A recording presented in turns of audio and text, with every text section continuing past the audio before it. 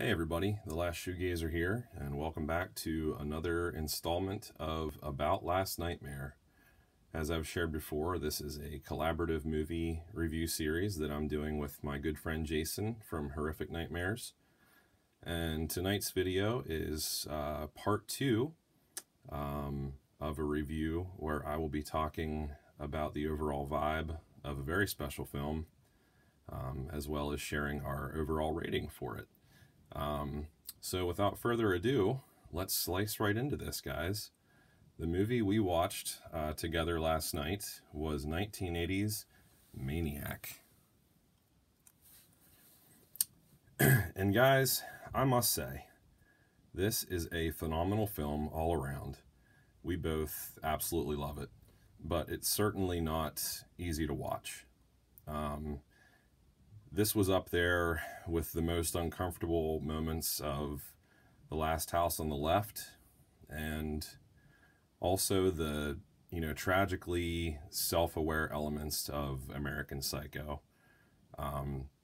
Although Spinell's character wasn't near as pompous as Patrick Bateman was, I actually started to feel bad for the character here in Maniac.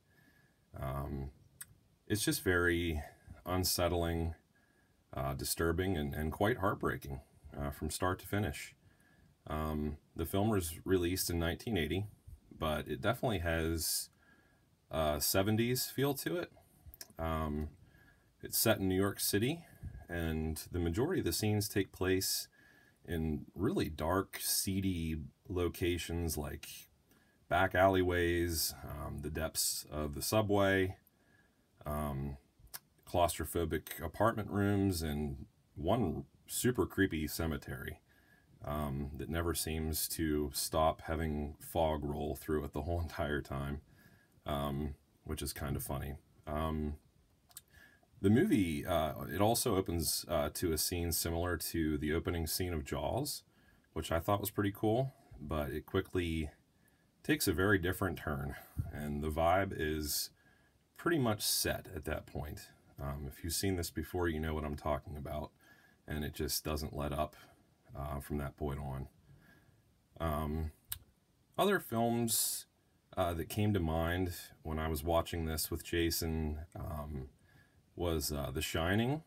It had a couple shots that were reminiscent of some of Kubrick's shots in that film, I felt.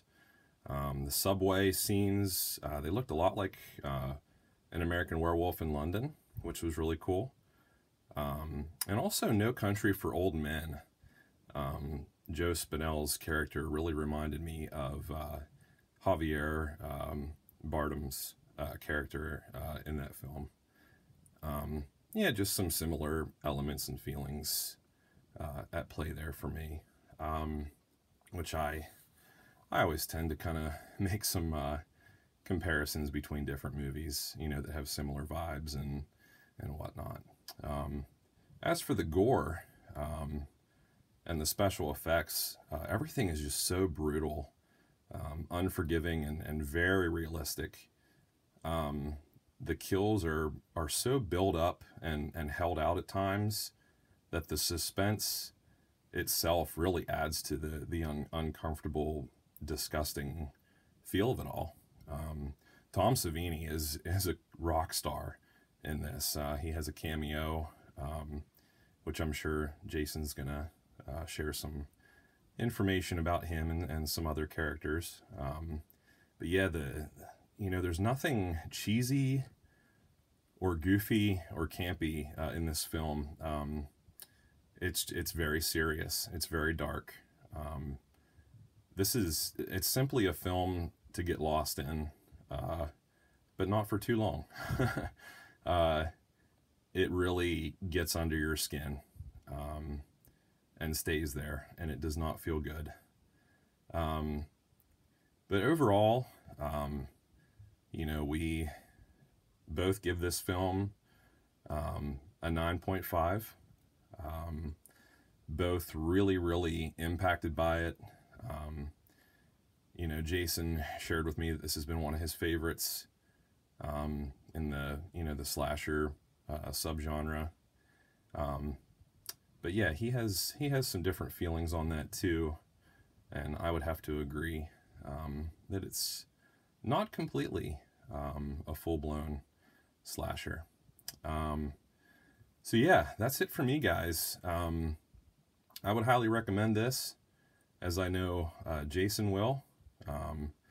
So if you haven't checked it out already, go see part 1 of our review of Maniac from Jason to get all the fun facts and you know, the production background and all that good stuff that he focuses on.